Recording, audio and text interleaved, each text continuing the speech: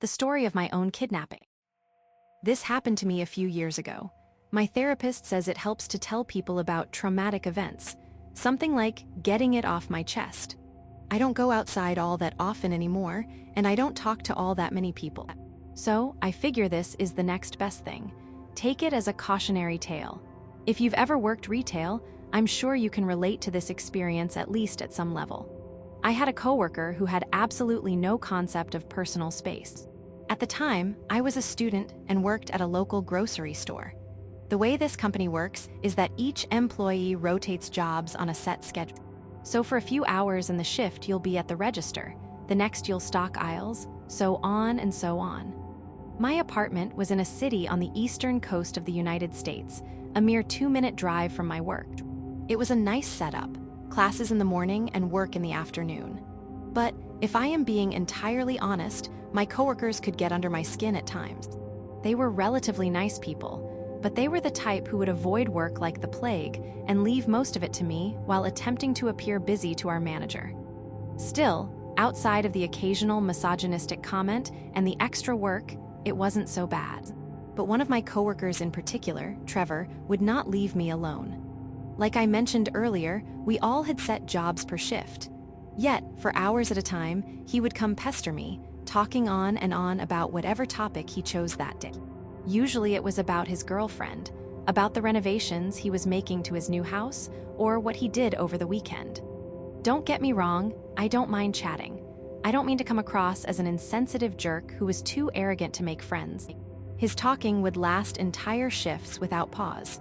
It impeded my work. I would give him hints, social cues, and try to dismiss him as politely as I could, but it was like pebbles bouncing off of a brick wall. Nothing got through to him. More than once, a manager would pass us by and scold both of us for slacking because he wasn't at his designated job. I did explain this to the managers, and it provided a temporary solution. They talked to him privately and gave him a warning. From now on, he would need to stay at his position for the duration of his shift. I was happy too that this freed me from his endless chatting, while also making it seem like the issue was only his lack of work and not my annoyance and discomfort. Looking back, I almost wish I had just endured his chatting. This new enforced separation between us caused him to escalate. Now, he would wait for me to take my lunch so he could sit by me. Again, uncomfortably close to the point where I could smell his breath. This was some months after I first started working here, and he had ramped up his advances. A favorite topic of conversation for him was how he feels disconnected with his girlfriend, how she acted immature, and how he wished she was more mature, as per his own words, like me. He would make comparisons between me and her and talk about how great I was. He began to ask me to spend time together outside of work. Again, I do not want to come across as some snob who thought I was too good to make friends with him. I feel it's pretty obvious he had motives outside of friendship anyways.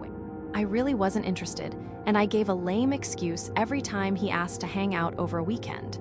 Usually something like I had to study for an exam or do homework. Eventually, he picked up on the hint, but he took it the exact wrong way. Instead of dropping it and giving up, he adopted a tone of spiteful guilt tripping which he would disguise as pointed jokes. For example, if I told him I was busy, he would say something like, "Still trying to avoid it. You sure seem to have a lot of homework. What class is it in?" He'd try to catch me in white lies or make me feel guilty about declining. And sure, maybe it was dumb to lie at all. Maybe I should have just told him to go away. But I wanted this to end neatly for everyone so that my job wouldn't be even more uncomfortable than it already was. I guess I was hoping he would just give up. Again, it did become worse. He began to tell me about parts of his past. Deep, personal parts that should only be shared with people you are close to. For example, one day on break, completely unprompted, he began to talk to me about how he used to be an alcoholic, how he was suicidal, and how he nearly took his own life multiple times. I had no idea how to respond outside of giving cheap and frankly unenthusiastic sympathies. I was beyond uncomfortable.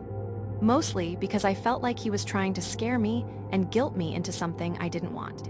As in, do what I want or maybe I'll hurt myself and it'll be your fault. I'm sorry to say it almost worked. For those of you who may think I neglected a person in need who was reaching out for help, Understand that this man has been in a relationship with his girlfriend for 2 years and talks to me all the time about his family, who he lives with. He has many people to support him who aren't just coworkers. It's important I give a bit of context about his living situation. As I mentioned, he bought a new house recently at the time. He was renovating it while still living with his parents until he was ready to either move into it or rent it out. While I'm at it, I'll explain mine to you as well. It'll be relevant in a little bit. My street turns off into a corridor of garages. It's how I and the other tenants who live here enter our apartments.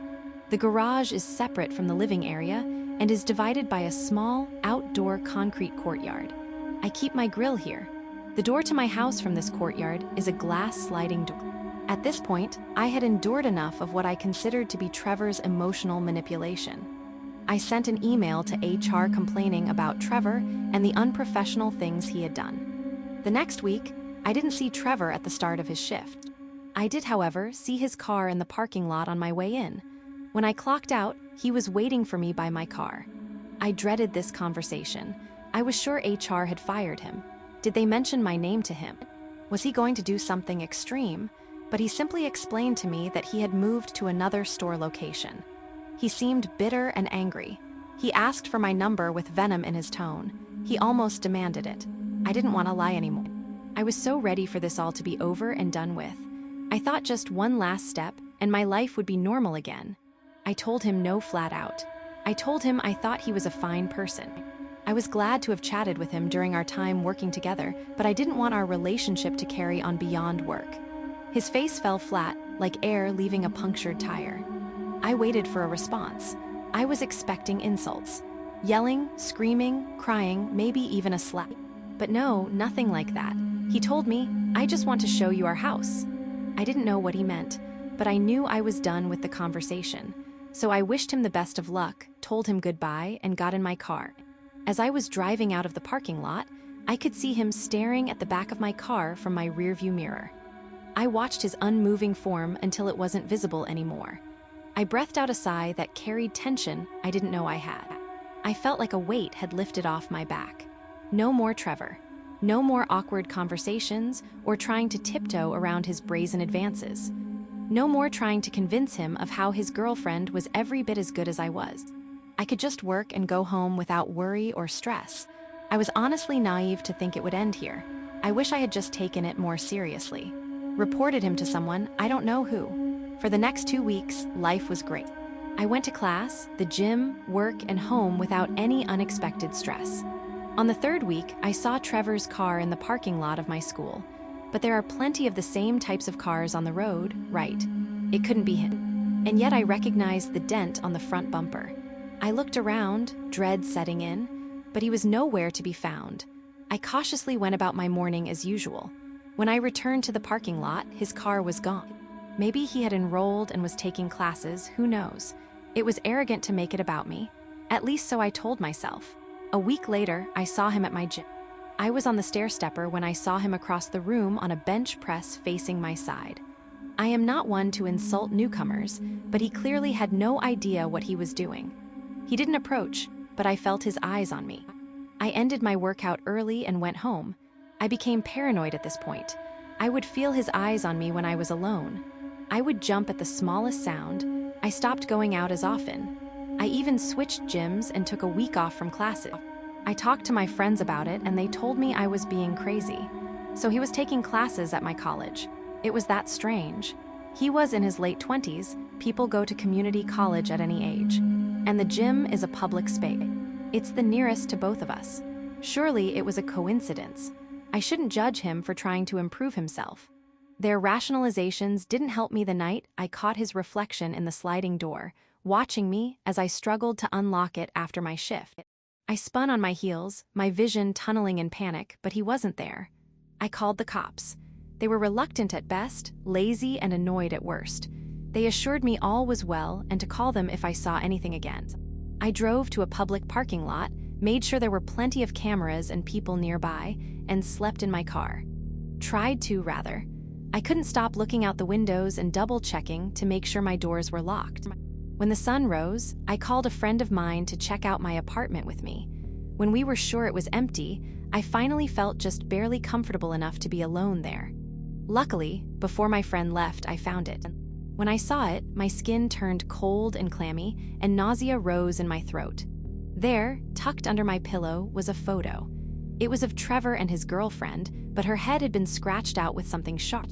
In its place was a picture of me, my face, eyes closed, fast asleep. I went straight to the police with it, but it was again pointless. According to them, the photo proved nothing. It could be easily faked. A photo wasn't enough to arrest someone. At this point, I was terrified most of the time. I constantly looked over my shoulder.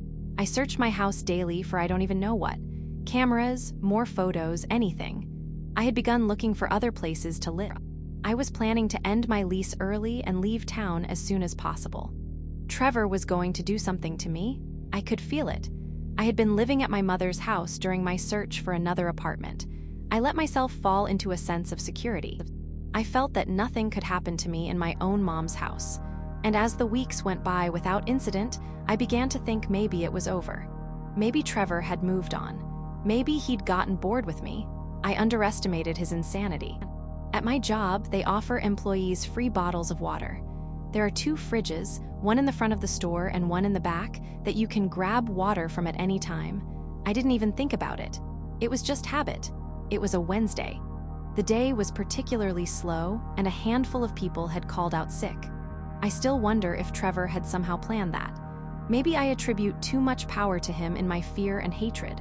I was closing that day, and I was a bit out of it already. The whole situation had been so stressful, and school kept piling on. I just needed space to breathe. It made me vulnerable. I remember grabbing a bottle of water from the back about half an hour before I planned on leaving. I finished about half of it, went through the procedure of closing the store, and locked up. My head was spinning. The world air felt like molasses. Time slowed down. The last thing I remember seeing was a familiar red car with a dent on the bumper. I woke up in a wooden chair. The air smelled like drywall and concrete powder. My hands and legs were tied up to the chair. My screams were muffled by a dirty rag. To my disgust, I recognized the smell of sweat on them. It was one of Trevor's shirts. I looked around the room, trying to catch my bearings and maybe see if I could do anything about my situation. Honestly, I almost wish I hadn't. The walls were gray and unfinished, but I could hardly see it behind the mass of photos covering its rough surface.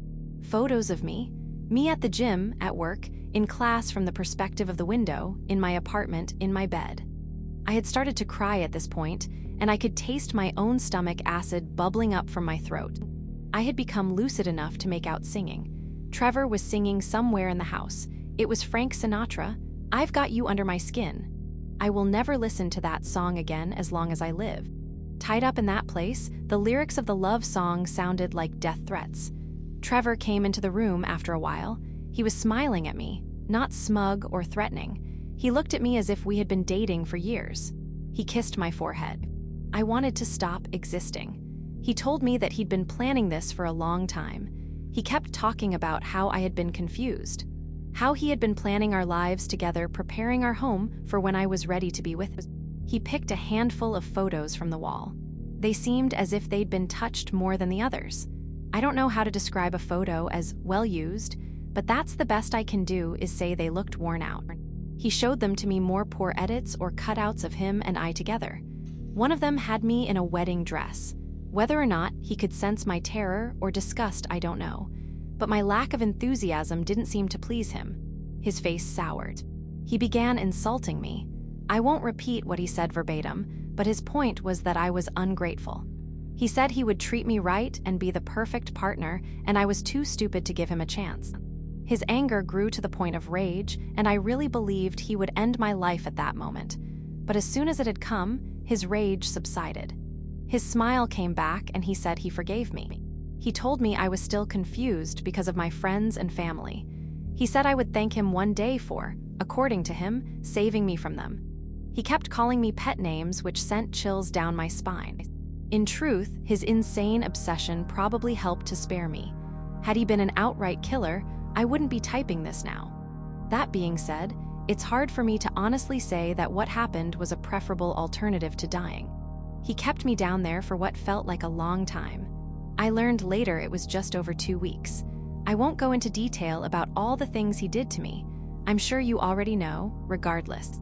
I know I said I'm trying to get things off my chest in this post, but some things I can't bring myself to relive.